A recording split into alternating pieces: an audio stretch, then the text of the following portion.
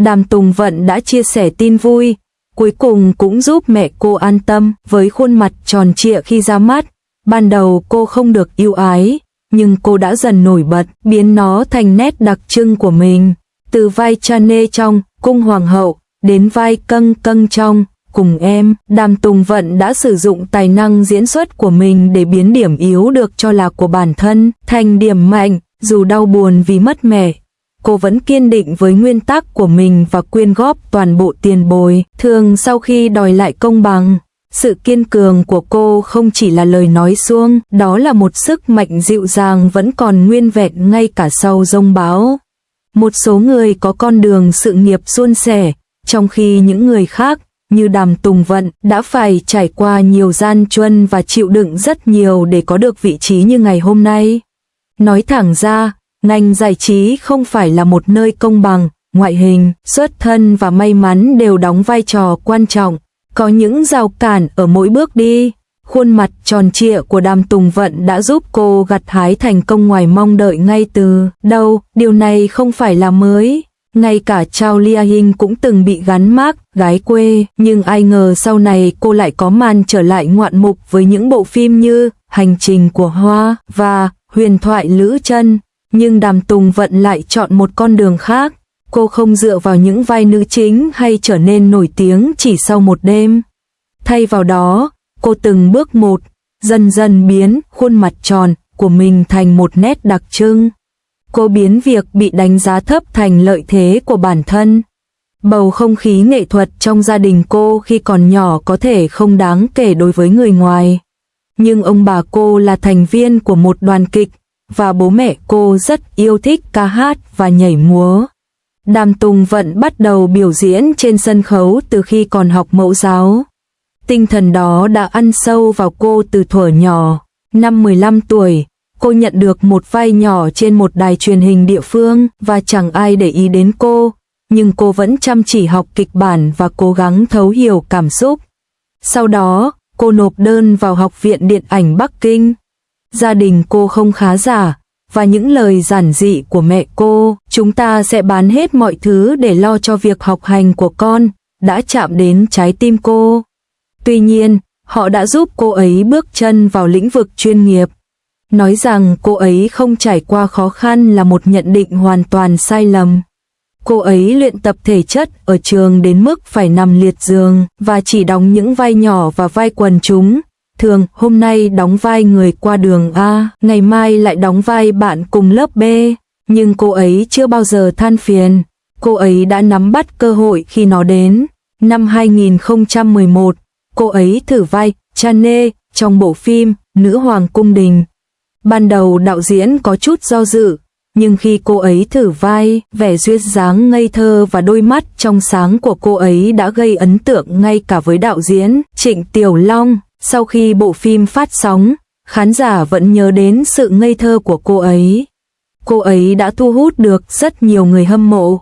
Trong những năm tiếp theo, cô ấy dần khẳng định vị thế của mình trong các bộ phim truyền hình như Hoa Rành Rành Nở Rộ 2015 và Mẹ Hổ Bố Mèo, dù không đạt được bước đột phá lớn nào.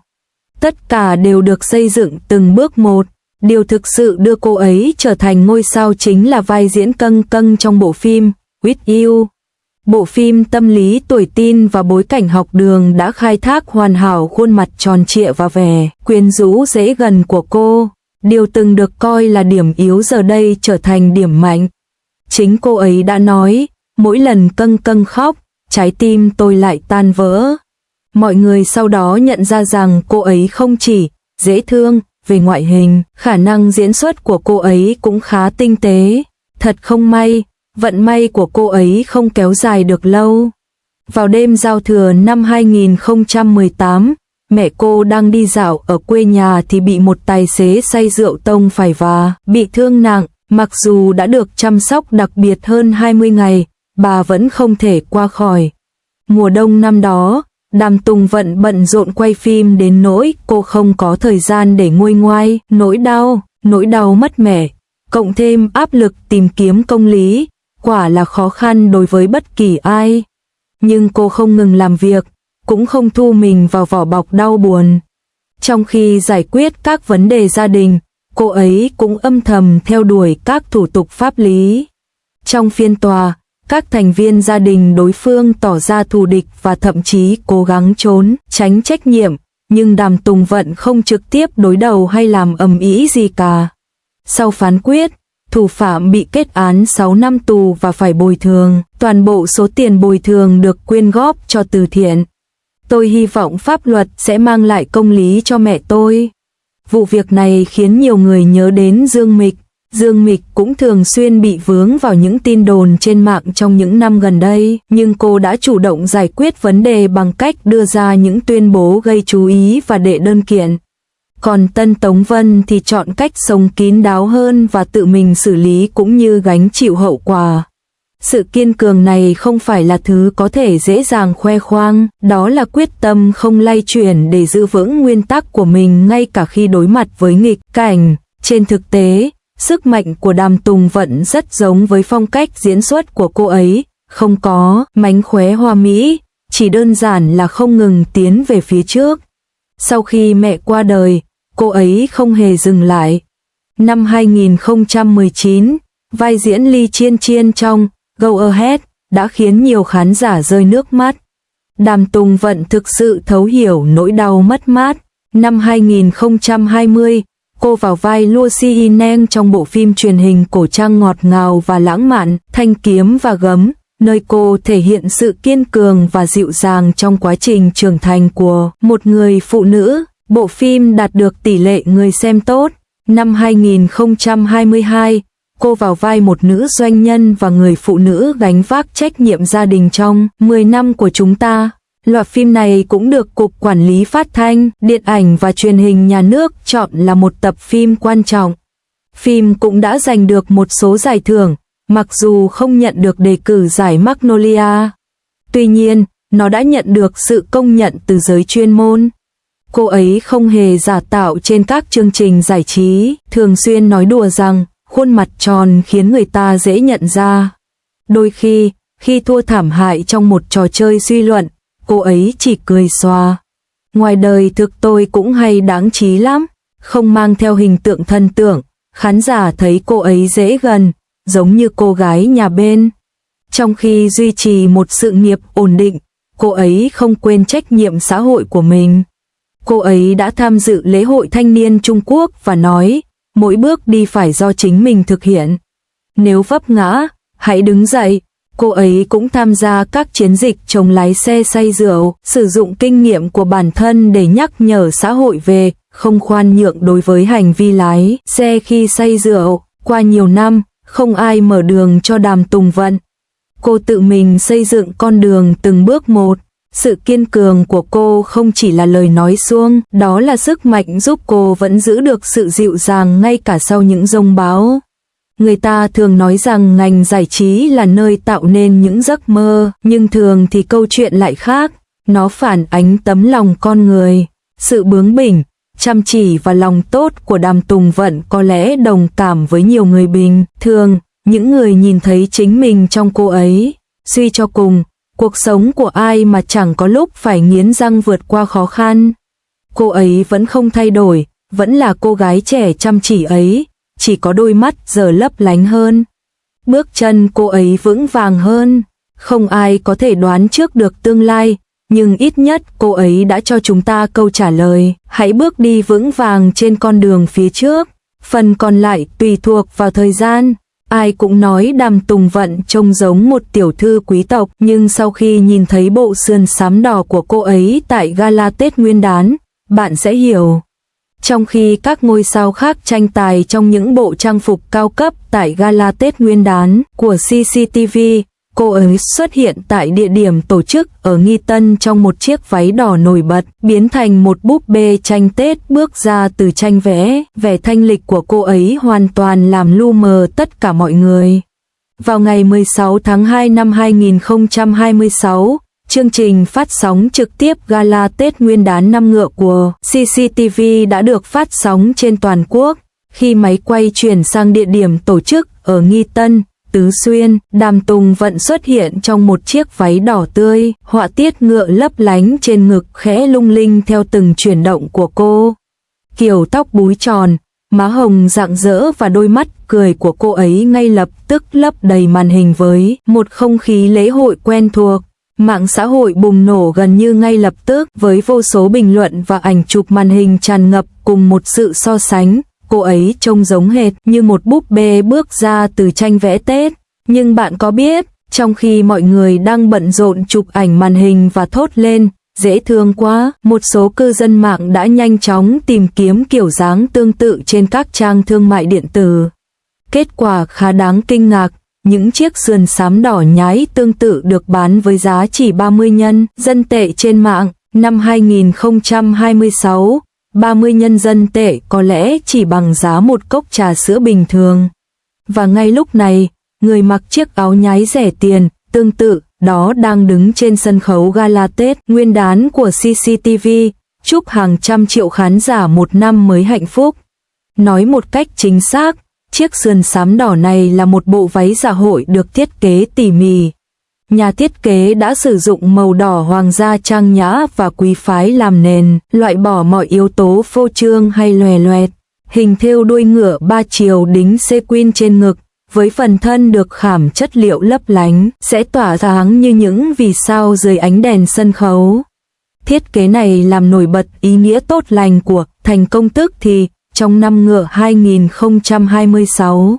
Hình dáng tổng thể lấy cảm hứng từ những đường cong mềm mại của búp bê tranh Tết, kiểu tóc búi cao tạo nên hình dáng đầu đầy đặn và lớp trang điểm nhấn mạnh vẻ duyên dáng ngọt ngào của búp bê phù hoa.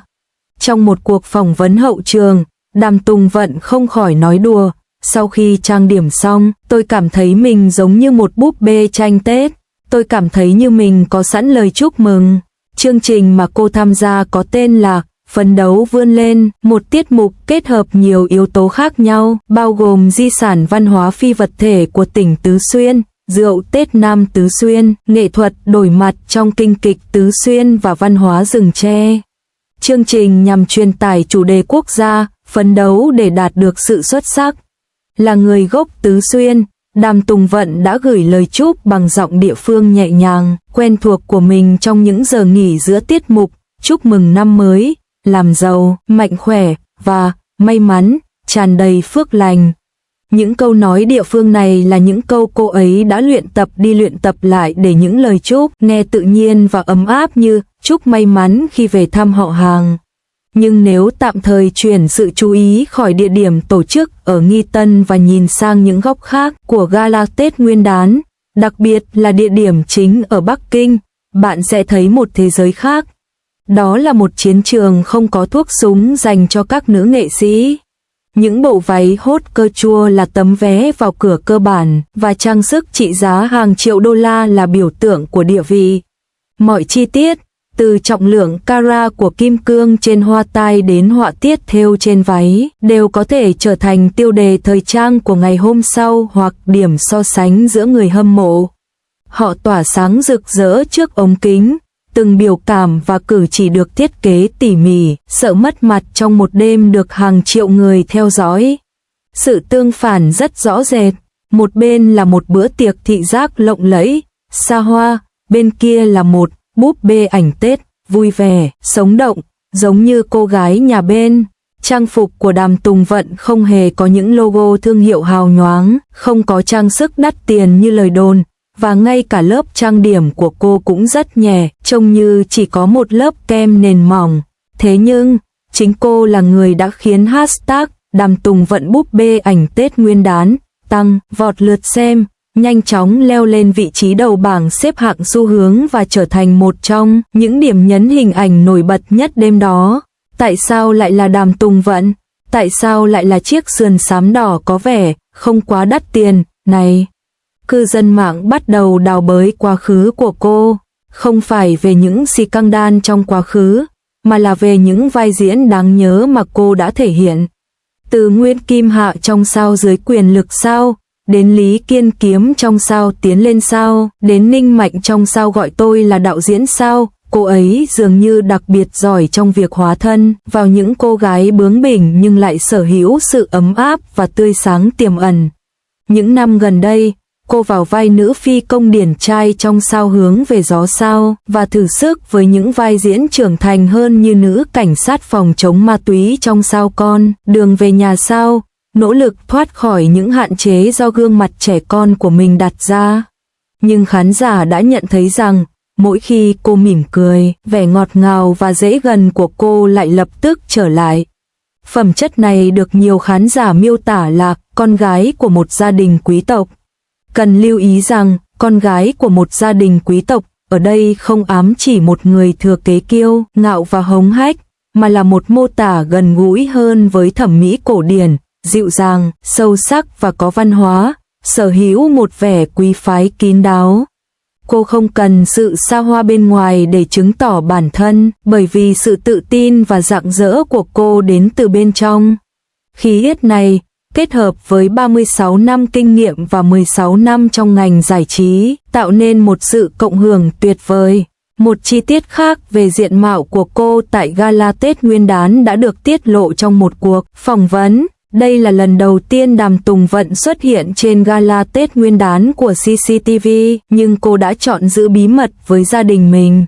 Lời giải thích của cô ấy rất đơn giản, tôi không nói với họ vì tôi muốn tạo bất ngờ. Cô hy vọng rằng gia đình mình, cũng như tất cả những người xem bình thường khác, sẽ bất ngờ và xúc động khi thấy cô trên truyền hình vào đêm giao thừa. Hành động này được cư dân mạng coi là món quà bất ngờ ấm áp nhất mùa xuân, phù hợp với triết lý giản dị và khiêm tốn của cô, sử dụng hành động thay vì lời nói, truyền đạt cảm xúc thông qua kết quả. Kết quả là, hướng thảo luận bắt đầu thay đổi. Mọi người không còn chỉ so sánh xem quần áo của ai đắt hơn hay trang sức của ai lấp lánh hơn. Họ bắt đầu thảo luận về điều gì thực sự tạo nên phong cách đẳng cấp. Có phải là việc giữ gìn vẻ ngoài trẻ trung ngay cả dưới ống kính máy quay độ nét cao? Đoạn phim Gala Tết Nguyên đán 2026 được cư dân mạng gọi là tiết lộ vẻ đẹp của người nổi tiếng. Vivian Châu, 58 tuổi, mặc váy hồng, bị chỉ trích vì không che giấu tuổi tác, trong khi Lưu Minh Chỉ, 50 tuổi, được khen ngợi về sự thanh lịch trong chiếc sườn xám hồng.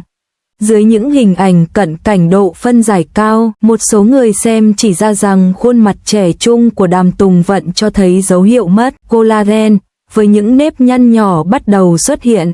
Tuy nhiên, nhiều người khác lại bị thu hút bởi khí chất vui vẻ, khỏe mạnh và tinh thần hòa bình quốc gia mà cô toát ra. Liệu đó chỉ đơn thuần là vấn đề tiếp cận với các nguồn lực thời trang hàng đầu và khả năng diện những bộ trang phục hot couture mới nhất? Một số người chỉ trích gay gắt rằng Đàm Tùng Vận, ở tuổi 35, vẫn biểu diễn tại một địa điểm phụ của gala Tết Nguyên đán với chủ đề tình cảm quê hương, tạo ra một rào cản giai cấp và rào cản nguồn lực vô hình so với các nghệ sĩ hàng đầu tại địa điểm chính. Mặt khác, những người ủng hộ lập luận rằng việc có thể gửi lời chúc mừng năm mới đến toàn dân trên sân khấu tại quê nhà bằng một chương trình kết hợp di sản văn hóa phi vật thể, mang lại sự ấm áp và kết nối cảm xúc độc đáo mà không một nguồn lực hàng đầu nào có thể mua được. Ngày càng nhiều người đồng ý rằng bộ sườn xám đỏ của Đàm Tùng Vận thắng, chính vì nó đã vượt qua con đường xa xỉ thông thường. Bộ trang phục không cố gắng làm bạn choáng ngợp bởi giá cả, mà thay vào đó lay động bạn bằng sự cộng hưởng cảm xúc. Chiếc đuôi ngựa đính kim sa ấy kết nối khát vọng mùa màng bội thu của nền văn minh nông nghiệp cổ đại với khát vọng may mắn tức thì của thời đại thông tin. Sắc đỏ rực rỡ ấy hòa quyện với phông nền bất biến của lễ hội, và khuôn mặt tươi cười, tựa búp bê của cô ấy có thể thực sự trở thành ký ức hình ảnh về năm mới của cả một thế hệ. Khi màn trình diễn kết thúc và Đàm Tùng Vận cùng các bạn đồng hành cúi chào, khuôn mặt cô vẫn giữ nguyên vẻ rạng rỡ hạnh phúc. Bạn không thể thấy bất kỳ khí chất vương giả nào được cố ý tạo ra, cũng không có tham vọng chinh phục chiến trường thời trang. Cô ấy chỉ đơn giản là hạnh phúc, hoàn toàn nhập tâm, giống như một cô con gái nhỏ được gia đình nuông chiều, diện quần áo mới cho năm mới. Trạng thái tinh thần này có lẽ là điều xa xỉ nhất đêm đó. Nó không đến từ xưởng thiết kế của bất kỳ thương hiệu nào, mà đến từ cốt lõi vững chắc của một người, sự tôn kính đối với sân khấu, sự chân thành đối với văn hóa quê hương và niềm vui thuần khiết có thể lan tỏa đến người khác. Cuộc thảo luận trên mạng xã hội vẫn tiếp diễn. Một số người bắt đầu chia sẻ những chiếc sườn xám đỏ, kiểu Đàm Tùng Vận, dù chỉ là hàng nhái rẻ tiền vài chục nhân dân tệ, với cảm giác vui sướng khi mặc chúng. Một số người phân tích cách trang điểm và kiểu tóc của cô, cố gắng tái tạo cảm giác may mắn đó. Tất nhiên, đã có những tranh cãi về ngoại hình và địa vị xã hội của cô. Nhưng không thể phủ nhận, Đàm Tùng Vận và chiếc sườn xám đỏ cô mặc trong đêm gala Tết Nguyên đán đã trở thành một hiện tượng văn hóa. Nó giống như một tấm gương phản chiếu sự thay đổi tinh tế trong thẩm mỹ công cộng đương đại, dường như chúng ta đang dần mệt mỏi với vẻ ngoài cầu kỳ và xa cách, thay vào đó chuyển sang trân trọng vẻ đẹp tự nhiên, khỏe mạnh, giàu cảm xúc và thậm chí là giản dị. Vẻ đẹp này không cần trang sức đắt tiền, nó tự là nguồn sáng của riêng mình. Giống như những con búp bê trong tranh Tết, từ nhiều thế kỷ nay người ta đã dán chúng lên tường, không phải vì giấy dán tường đắt tiền, mà vì nó mang trong mình khát vọng giản dị và tha thiết nhất về một cuộc sống tốt đẹp hơn. Đứng trên sân khấu gala Tết Nguyên đán 2026, Đàm Tùng Vận dường như trở thành hiện thân đương đại của hình ảnh cổ xưa ấy. Cô không nói gì, nhưng dường như đã nói lên tất cả. Thời trang cao cấp, đích thực không nằm ở quần áo, mà ở khí chất của người mặc. Sự ngọt ngào, niềm vui và cảm giác an toàn tỏa ra từ bên trong là điều mà không món đồ xa xỉ nào có thể định giá và không bao giờ có thể sao chép được.